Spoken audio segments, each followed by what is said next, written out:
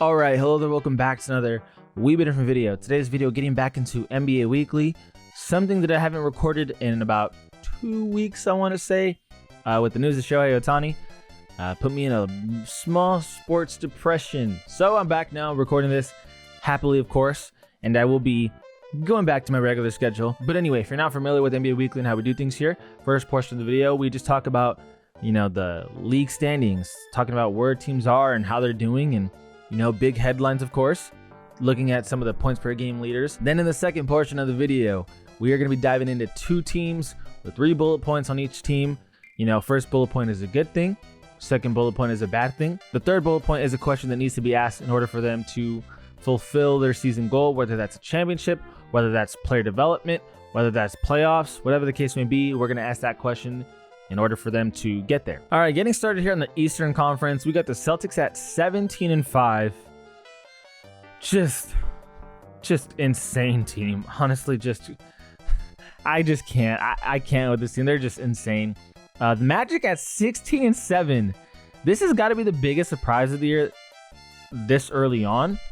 16-7 for the Magic, but I have talked about them in NBA Weekly in the past, talking about why they're so good and their focal points and the players that are making big impacts.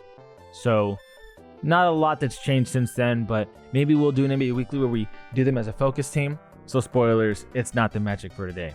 Bucks at 16-7.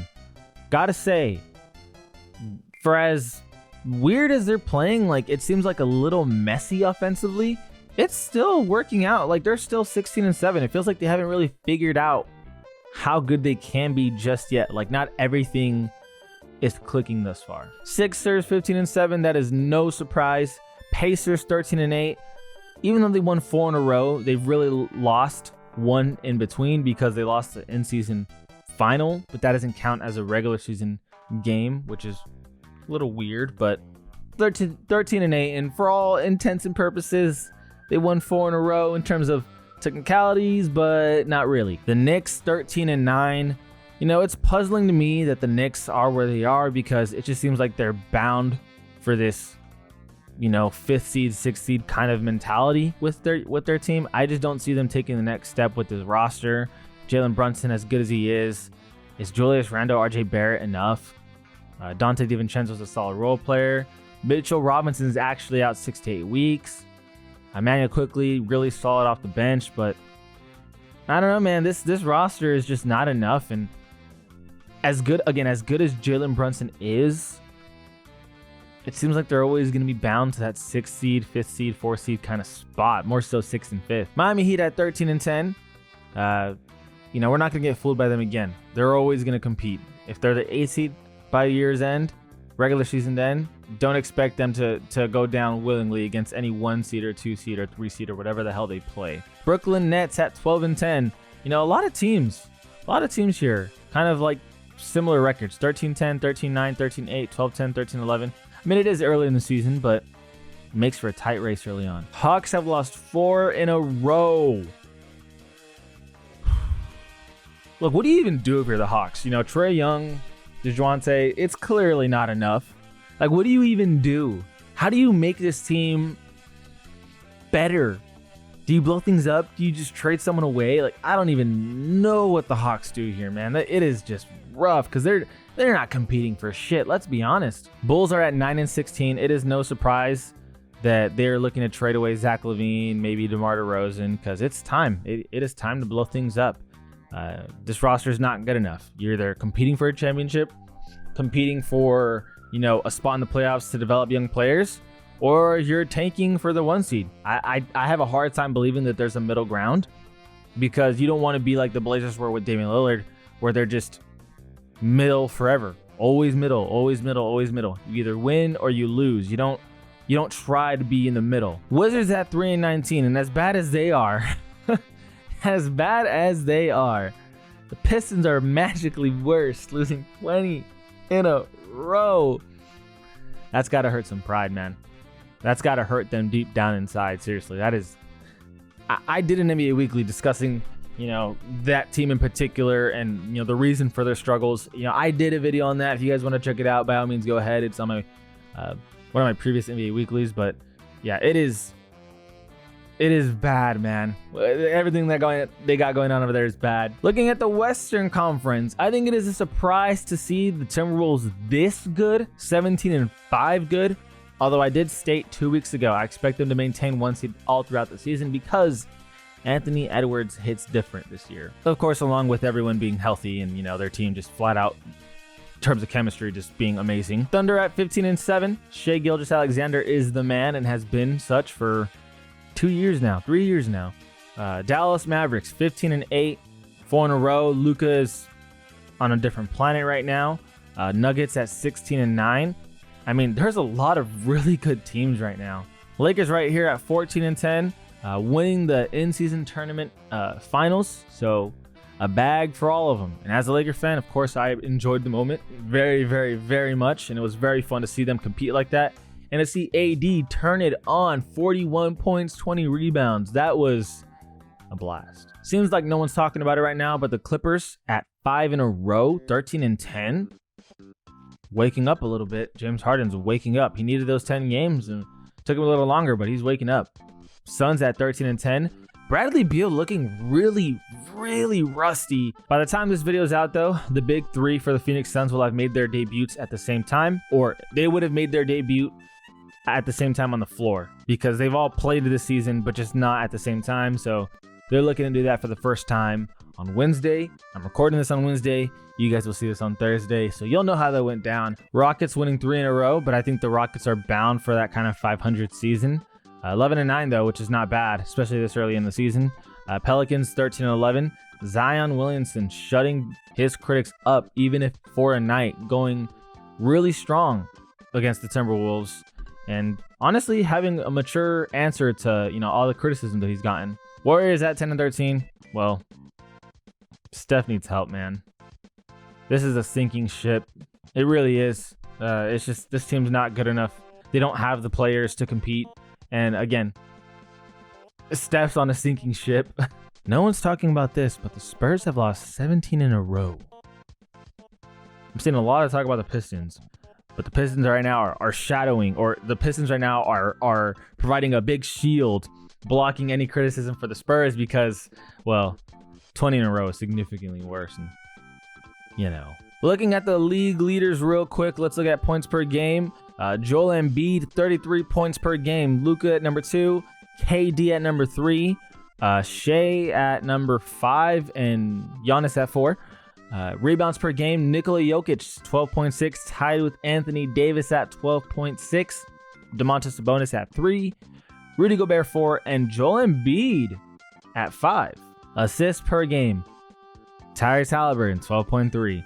I said it when he was at 11.9. He was going to work his ass off to make sure it stays above 12.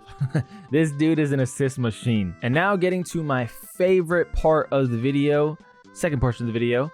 First team drum roll, please. Ba-ba-ba-ba-ba-ba-bum. We got Tyrese takeover.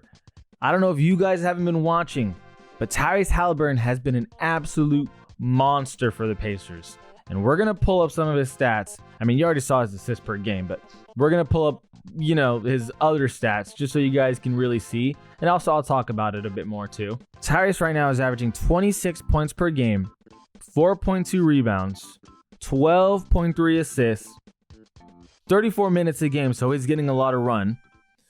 52% field goal percentage, 44% from 3, 88% free throw shooting, 67% true shooting percentage.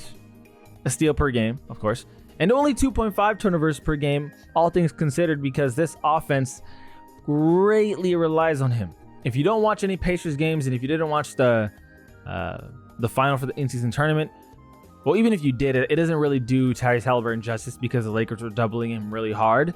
But Tyrese literally is the offense. Everything goes through him, dribbling it up the court, kind of attacking and penetrating the defense to find outside players, and always trying to spoon feed Miles Turner on any pick and rolls. Does a great job at getting Buddy Hield looks. Obi Toppin especially benefits greatly from Tyrese Halliburton. And you can see Tyrese literally alley-oop it, Obi Toppin, boom, slam, easy 2 points. giving this guy the easiest buckets of his life. You can see it on their pace. Pacers play at the fastest in the whole NBA.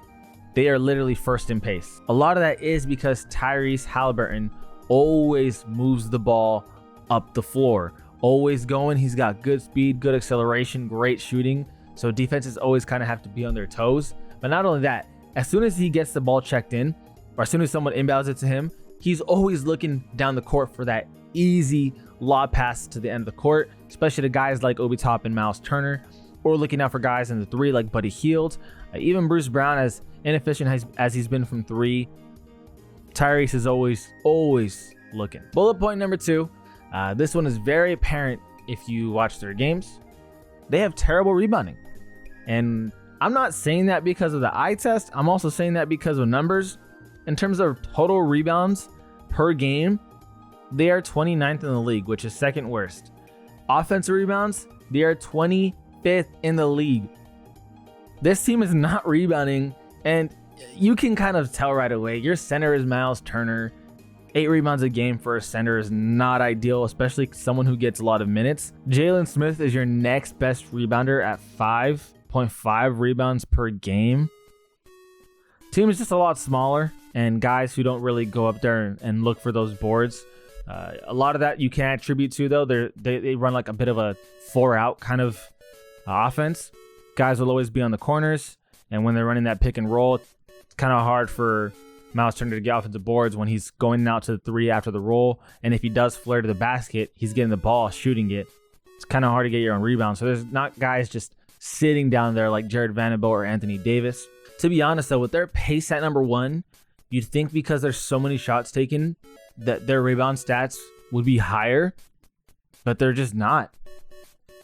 I mean, I know they're scoring a lot, 128, 0.5 points per game. So a lot of the shots are going in, but if you're the number 1 pace team, that's just a lot of shot attempts, and that's a lot more opportunities at rebounds.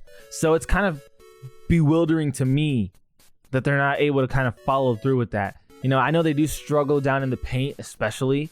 Opposing centers can just really eat in the paint. A guy like Giannis Antetokounmpo is going to eat in the paint. I mean, if you saw that semifinal against the Bucks, Giannis was feasting, just attacking inside.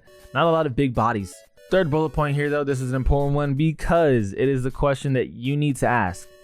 What is the best case scenario with this Indiana Pacers team? Honestly, what are they right now again? In the standings, they're like 5th, or they're 5th in the standings right now at 13-8. They've been impressive, but you boil it down. Is a team like this gonna ever beat the Sixers in a best of 7 series? Maybe. Hypothetically, let's say they do. Are they gonna beat the Bucks in a best of 7 series? I mean, they beat them in the in-season final, so for the sake of discussion, let's just say they do. They're not beating the Celtics in any conference final. No shot. Celtics would dismantle this Pacers team because the Celtics, unlike this Pacers team, is good at everything. They don't struggle at anything. They're good at everything. The Celtics' real only weakness here is they do a lot of iso ball, but the Pacers don't have a great defense anyway. I could never imagine the Pacers beating the Celtics in a game of 7. Realistically, they can't beat the Bucks. The reason why I'm not bringing up the Magic here is because the Magic are so unproven. It would be so unfair of me to be like, oh yeah, the Magic would definitely, like a definitive yes that they beat the Pacers in a best of 7 series. I think the Magic right now are a huge question mark. I don't think they end the season at the 2nd seed, to be honest with you, but who knows? In a best of 7 series, I think the Knicks and the Heat beat the Pacers. Cavs, maybe. Nets, I think the Pacers could beat the Nets. But the Cavs could beat the Pacers in a best of 7 series. Like, it's not definitive that the Cavs could do it. The Heat or Knicks could do it. My point is, it would be really close in terms of, how it would go down. Pacers lack experience in that best of 7 kind of environment. And I just don't know if they could get it done. I think once you shut down Tyrese, the rest of the team really starts to find themselves in big trouble. I mean, if you look at what the Lakers did, they really just doubled up on Tyrese and they forced others to do something, and it just didn't work out for the Pacers. As fast as they want to play, If Tyrese isn't the focal point, if he isn't the lead man doing what he needs to do, this team will crumble. And you send a double his way, you're going to force other guys to make shots that they're not accustomed to having to make that consistently. So I don't know what the best case scenario is for this Pacers team. I would say let it ride. Let's just see what happens. Because you are who you are, which is an unknown in the playoffs, just do what you can and make the most noise that you can possible. The expectations aren't there, so you don't have any pressure. You have nothing to lose. And when you are in a situation where you have nothing to lose, I think that is a fun situation to be in because you don't have to stress and worry too much. You just got to go out there, play your heart out, give your blood, sweat, and everything that you have to offer to the team, and just see what you can do. So I think that's kind of where we're at with the Pacers. Just nothing to lose mentality. Going into the second team, we have, drum roll please, we got the Boston Celtics. First bullet point, let's just get straight into it. Elite, elite, elite, elite, elite, elite, elite, elite, elite. Doesn't matter how you attack this team. Does not matter. The Boston Celtics are a different breed, man. Points per game, 7th best in the league. Pace, 23rd. They don't need to be great at pace, though. You want to know why? Because they're insanely good at ISO ball. Field goal percentage, 11th, tied for 11th. 3-point field goals attempted per game, 2nd in the league. They are 16th in terms of percentage. Free throw percentage, 7th in the league. Rebounds, 3rd best in the league. When it comes to defensive rebounds, they hold it down. They don't take a lot of offensive rebounds because they're shooting a lot of threes, to be honest with you. Assists, this is where the numbers don't really favor them. 26th best in the league. Assist percentage, 25th best in the league. I mean, again, I said it earlier, their ISO ball is on a whole nother level, and we'll explain that shortly. In terms of steals, 26th best, not really stealing the ball a whole lot, but their defense is great because their defensive rating is 4th best in the league. Their offensive rating is 7th best in the league. Their effective field goal percentage is tied for 3rd. Their true shooting percentage is 5th best in the league. Like, this team just does it all. And let's pull up the players. Let's talk about why they do it all. First and foremost, leading the way is Jason Tatum, a guy who can score from inside, mid-range, outside. It doesn't matter. Fadeaway, contact, Jason Tatum can do it all. And he's a good defender and a good defensive rebounder. Second guy following suit, Jaylen Brown, a guy who can score inside, mid-range, outside, with contact, fadeaway. Kind of similar to Jason Tatum. Jason Tatum just does it much more better. I shouldn't say much, but just does it better. Jrue Holiday, a guy that can score in the inside, mid-range, outside. You guys noticing a trend here? Their players can score from anywhere. It doesn't matter. They don't have a major weakness offensively. If you want to pass it to a guy in the mid-range, guys like Jrue, Jalen, Jason, Porzingis, Derek, they can nail that shit. You want to pass it to the 3? They can nail that shit. You want to pass it to a cutting man heading to the basket trying to finish, get the and one? They can not only finish the and one, but they can hit the free throws. This team is fucking crazy, man. Offensively, they are just a monster team. Oh my God. They shoot so many threes, and it's because they can. And when they get hot, it just goes and goes and goes. Guys like Peyton Pritchard, Sam Hauser, Porzingis, Horford, Derek White, Jrue Holiday, Jaylen Brown, Jason Tatum. And all those names, there is one consistent theme. They can all shoot. All of them. Every single one of them can fucking shoot. Now, just as much as every one of them can shoot, sometimes they can slump, right? They can get a little streaky, like Jaylen Brown. He can be streaky, but if you leave the man open, he's going to knock that shit down. And it's hard to defend against this team. I mean, it feels like if you leave anyone open, they're going to knock it down. It's the Boston Celtics, dude. Defensively, with Jrue Holiday leading the way, locking down any opposing guard. And then Jason Tatum and Jaylen Brown are such good defenders, too. Like, this team is a fucking problem. Second bullet point, we have Boston Celtics homesick. You heard me correctly. Homesick. Not a term I'll use very often when it comes to basketball, but you take a look at their home record. They're 11-0. Take a look at their away record. They're 6-5. 6-5 away, but 11-0 at home. We call that homesick. Let's take a look at some of their losses. Loss to the Pacers away, loss to the Magic, loss to the Hornets, lost to the Sixers and Timberwolves. All those teams are honestly really good except the Hornets. But, I mean, there's a trend going on here. You're just losing at home. Sorry, you're losing when you're away. You're 6-5. That is almost 500 when you're away. It just means that when they're at the Garden, though, they're on a whole nother level. And let me tell you guys how good they are, right? Especially when they're at home. The Cavaliers, who are were a 13-10 team going to the Garden, they're down Evan Mobley, but that's like the only real person who's out that they utilize a lot. The odds for the Celtics to win were -700. Now, we put that in probabilities. We're going to go ahead and pull this up just to show you guys a calculator. Odds calculator for betting. Odds calculator payout. Sure, let's pull that up. Let's pull this up and show you guys what a -700 signifies in terms of percentage to win. What the, what Vegas thinks. American odds -700. Vegas said the Celtics against the Cavs had an 87% chance to win. The Cavs are 13-10. They're a good team. They're a good team. Vegas is saying for you to make $100, you have to bet $700. Excuse me? Are you serious? Celtics -700 against a good team because they're at home? Are you? Excuse me? And of course they won. It was closer than people thought for sure, but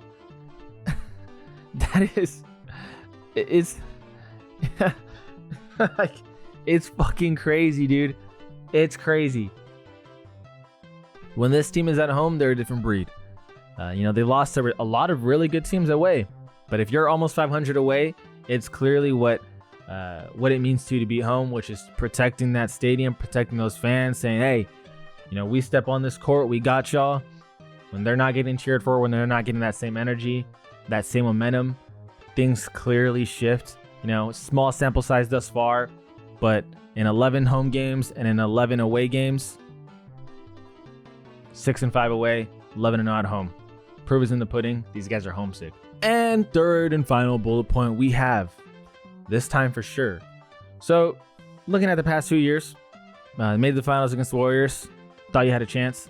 Last year, people had the Celtics as the favorites for the title. Then Miami said no. No. Not going to happen.